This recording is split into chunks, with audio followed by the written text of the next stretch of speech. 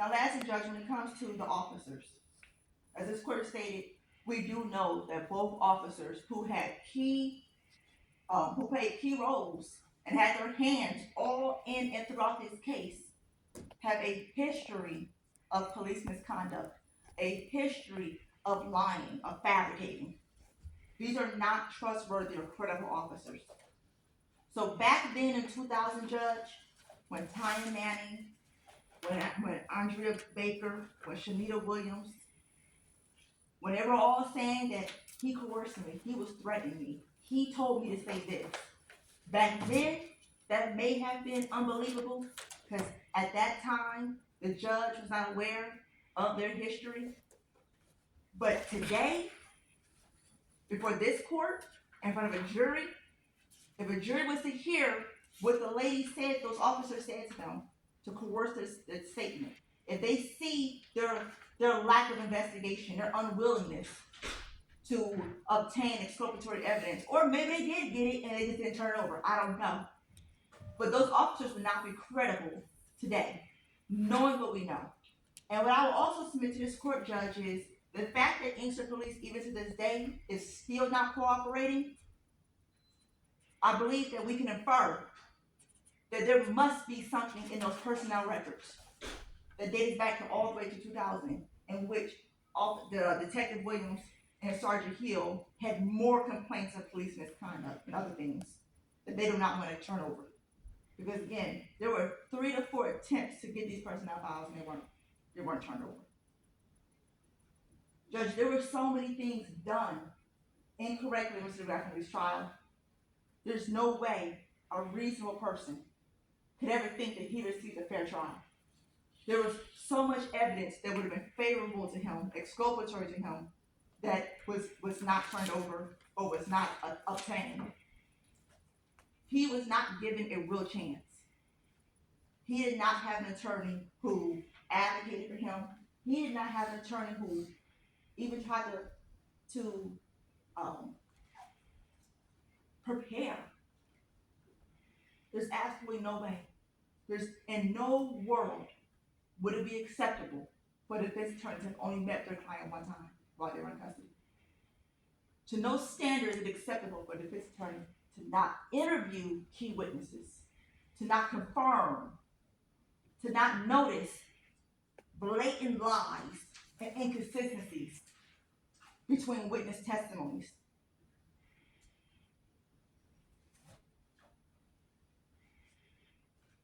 And again, Judge, I do believe that this was a clear Brady violation from the police, as well as the prosecutor's office, for not disclosing Tanya Manning's second testimony statement.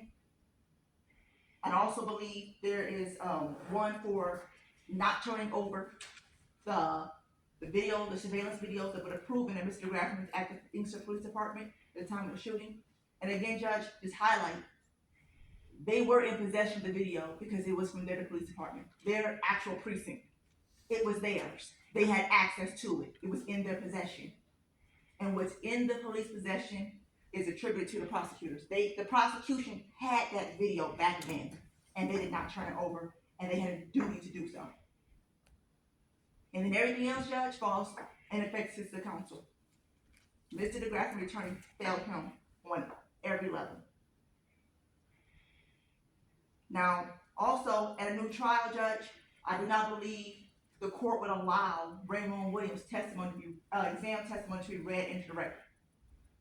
He would not have been declared unavailable, and therefore it would not have been read. So the jury would not even have that.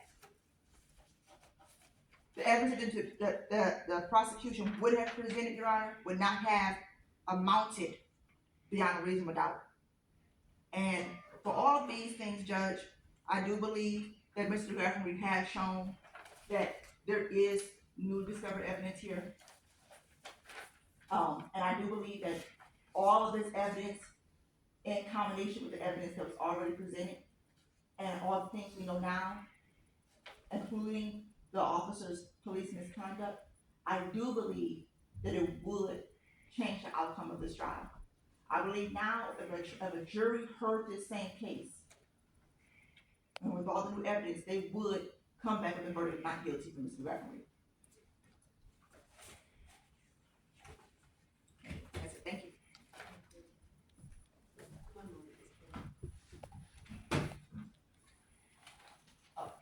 sorry, Judge, one last thing.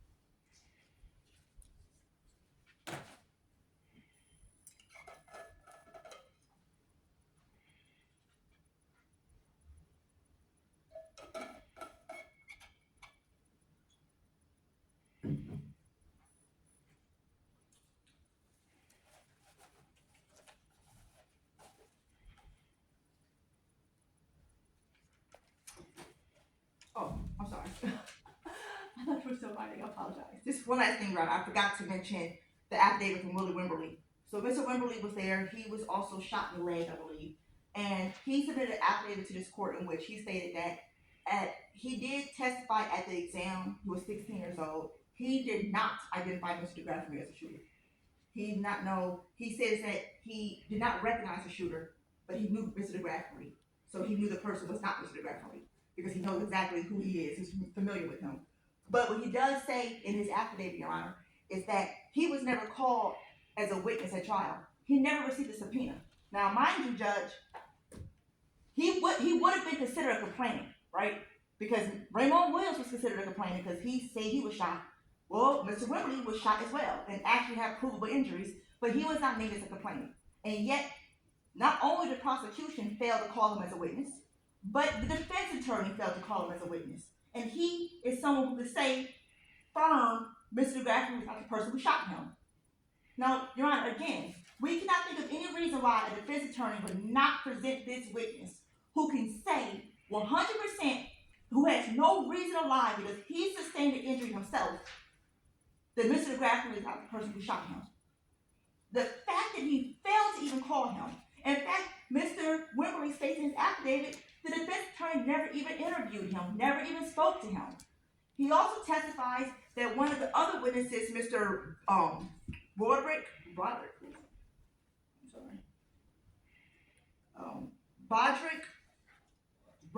Ward, he's one of the people who rode up on the bicycle, in which Officer DeVault testifies that while he's at the scene, Mr. Ward comes up and he starts saying it's Mr. DeGraffenreidt.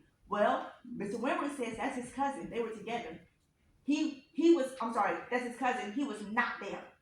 He says in his affidavit, Mr. Ward was never on Florence Street when the shooting happened.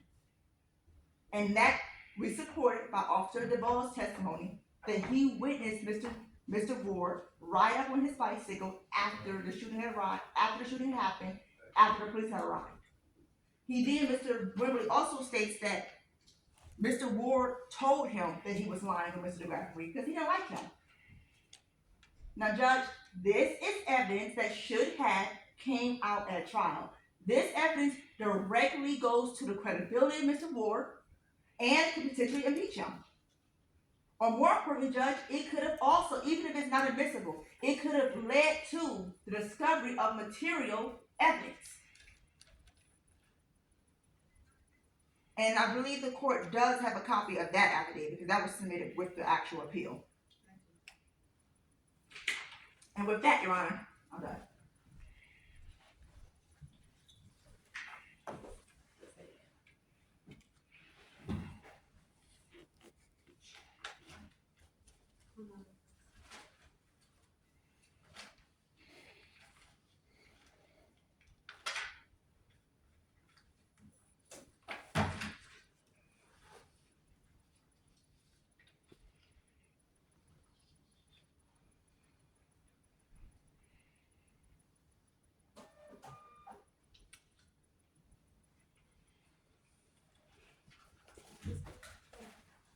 Yes, thank you, Your Honor. In regards to the alleged Brady violation, I point the court to the preliminary examination transcript at page 125.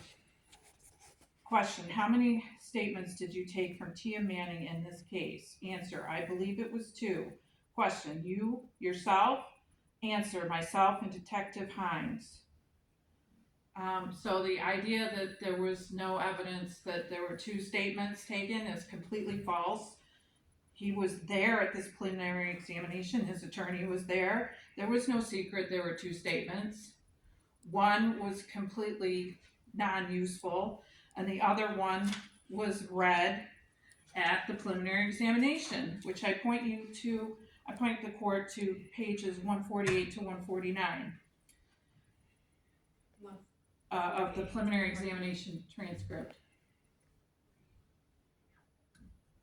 where the statement of Tia Manning was read into the record, and it states in the transcript, quote, we were riding up Florence. When we got in front of Valerie Shelby's house, some man began to shout nasty gestures to me about bobbing on his head man. Michael de Graffenfried jumped the back and said, how about I take off all you all N-words heads off?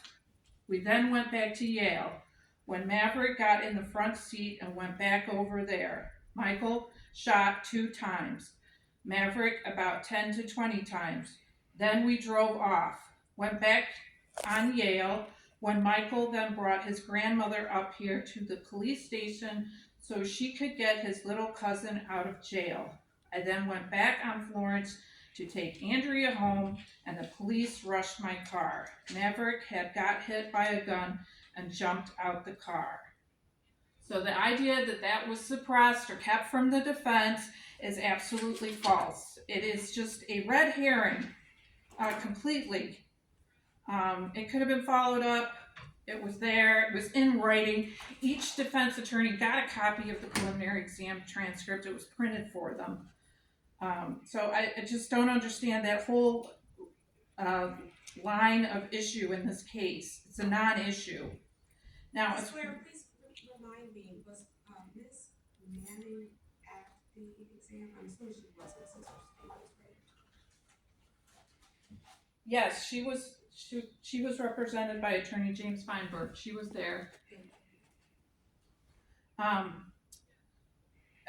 In regards to the cameras at Inkster Police Department, my recollection from the evidentiary hearing was that Vicki Yost testified in 2000 the Inkster Police Department surveillance cameras did not record. So if they did not record, there would be no way for either the prosecution or the defense to get a copy of something that did not record. So that is also a red herring. The defense talks about the officers were known to harass individuals. There's no evidence to support that. It was talked about at trial, but there's nothing in a newly discovered that would support the granting of a new trial here. Certainly the witnesses at trial talked about their encounters with the police. They were cross-examined on that, and that's part of the record. It's not newly discovered. It does not merit a new trial.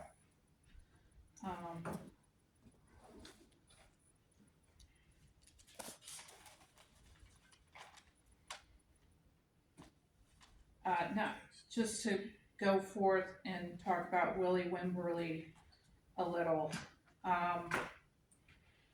He did not identify the defendant at the preliminary examination. He was not thought to be a witness for the prosecution or the defense because he claimed at the preliminary examination that he ducked down to avoid the bullets, and he turned away and he could not see.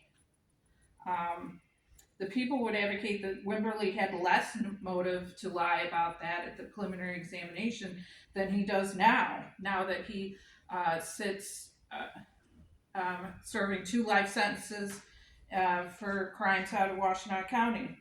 At the time, as was pointed out, he was 16 years old.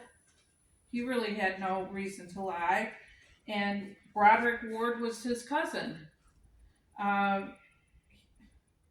Ward testified twice that Wimberly was with him at this time on this night that Alondre Davis was killed.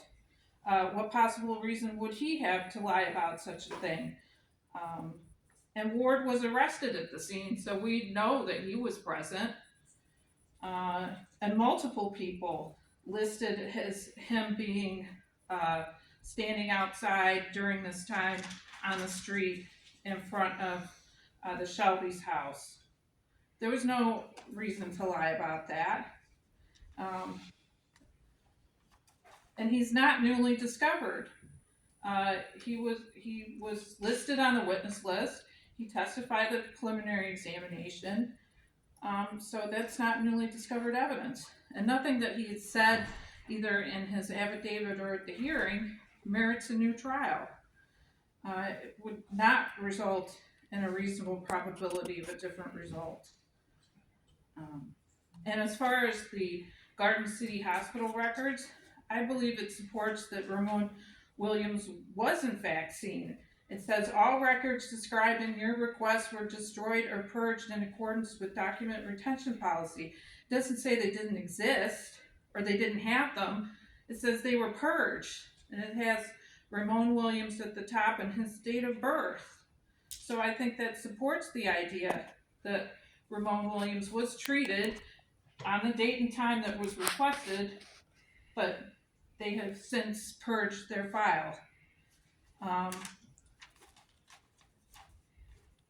And the argument as to the right of confrontation of Ramon Williams, that should have, if it was a meritorious issue, surely could have been raised earlier.